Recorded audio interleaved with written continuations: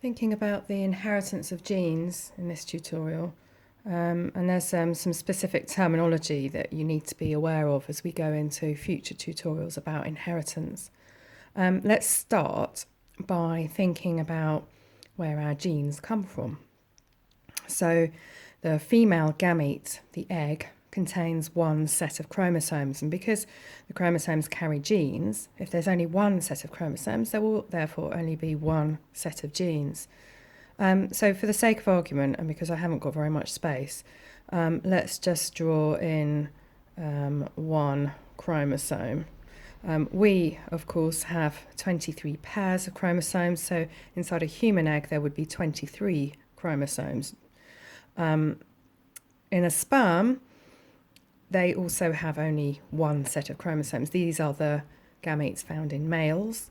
And because there's only one set of chromosomes, there will only be one set of genes. So, of course, in human sperm, they have 23 chromosomes. In my picture, I'm just going to show one because I haven't got enough space. So what happens during fertilization is that the egg and the sperm come together to form a zygote. And the zygote, because it's formed of the egg and the sperm, has two sets of chromosomes. And so it has two sets of every gene. And if I just draw those in, so there's the set of chromosomes from my egg, and there's a set of chromosomes from my picture of the sperm. There we go. And so now we can see very clearly in this little picture of my zygote that there are pairs of chromosomes. So two sets of chromosomes, pairs of chromosomes, and therefore two sets of genes. Okay, so what happens next is that this zygote will undergo a process of mitosis, which is cell division, to form identical cells.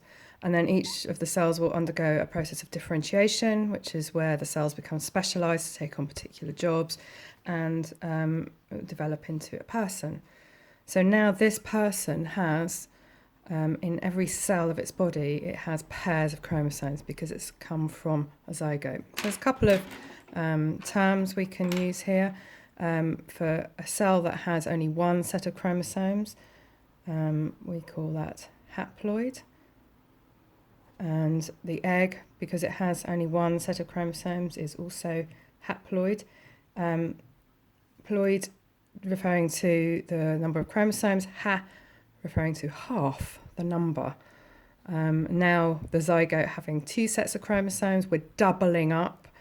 It has diploid. Two sets. Okay, and this organism that's arisen from this zygote, from this diploid zygote, will also be diploid because it has pairs of chromosomes. Okay, so if we focus in now and look at this pair of chromosomes and have a think about some of the features that this pair of chromosomes might have. So I've drawn this pair of chromosomes much larger, and I'm going to label it one pair of chromosomes. We have 23 pairs of chromosomes. 22 pairs of our chromosomes are homologous. So this is a homologous pair of chromosomes. Yeah, let's write that word down and think about what it means. Homologous chromosomes. Now, homologous means they're the same in almost every respect. So let's just think about how they're the same. They're the same. Okay. They're the same size. They're the same shape.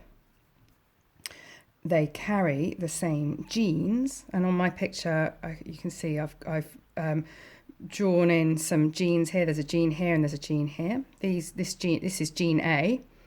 This is gene B, and this is gene E.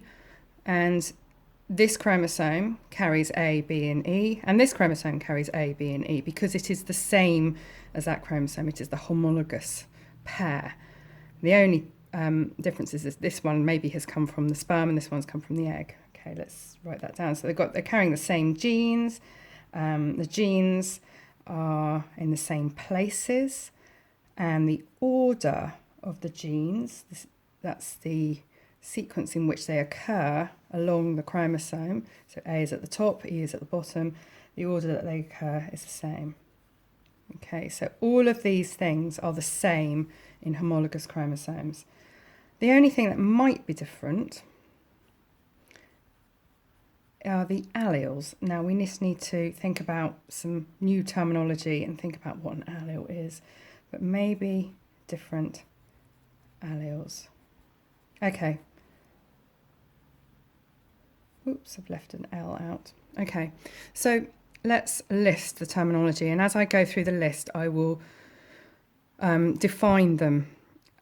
Okay, so gene, we've come across this before in previous tutorials. Gene is a particular sequence of bases that codes for one protein. And on my chromosomes here, my homologous chromosomes, I was just talking about how these sections here represent genes. Now, allele, we've come across this word just now.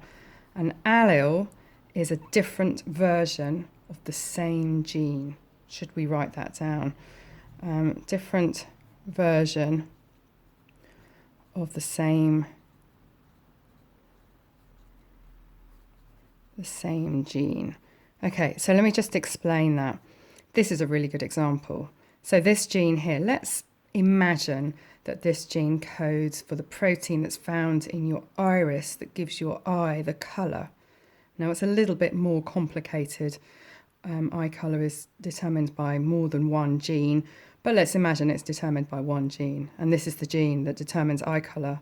So this might be blue, and this one is the same gene coding for the same protein in the iris of your eye, but it codes for green. Okay, so we've got two of the same gene, eye colour genes, but we've got different versions of them, blue and green. So different versions of the same gene. So you might have inherited your blue one from your mum and your green allele of that particular gene from your dad. Okay, that's what an allele is. It's a different version of the same gene.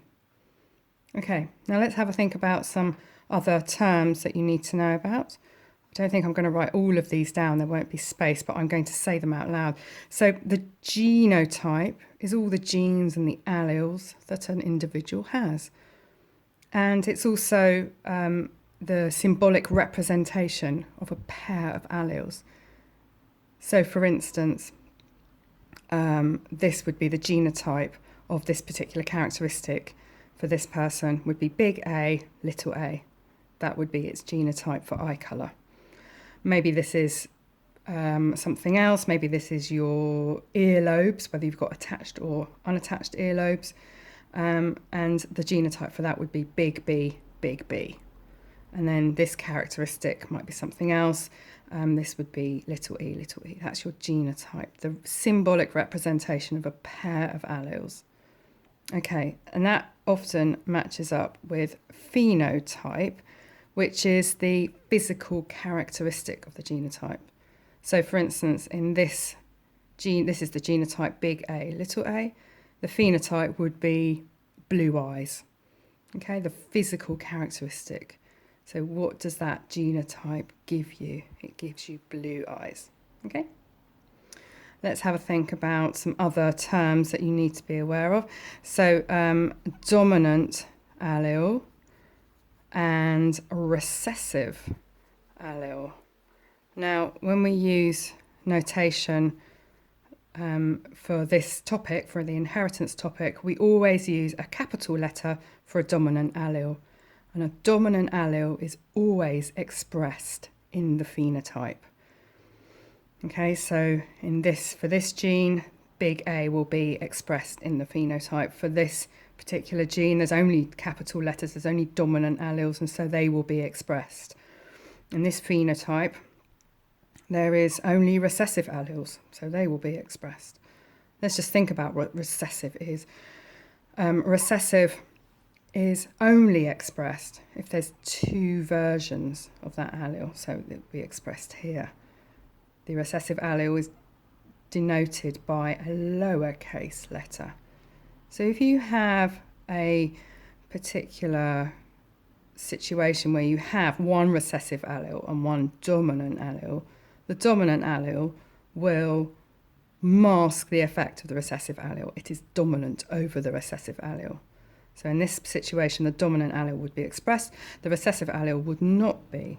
If a person had this particular genotype, it would be said that they are carrying the recessive allele. Okay, they've got it, but it's not being expressed. They're carrying it. Okay, so what other terms do you need to know about? Here's a useful one. Heterozygous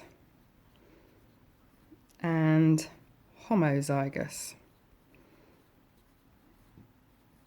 So heterozygous means having two different alleles. So in this particular situation, we've got one gene, the gene A, but we've got two versions of that allele. We've got a dominant and a recessive. And we say that the person is heterozygous for this particular characteristic, this particular gene. One dominant and one recessive. The recessive one would not be expressed in the phenotype because the dominant one dominates. Homozygous means that there would be two identical alleles of a particular gene. So in these two examples, we've got big B and big B. They're two identical, they're two dominant alleles. That's homozygous. And in this case, we've got two recessive alleles, little e and little e. That would be homozygous as well.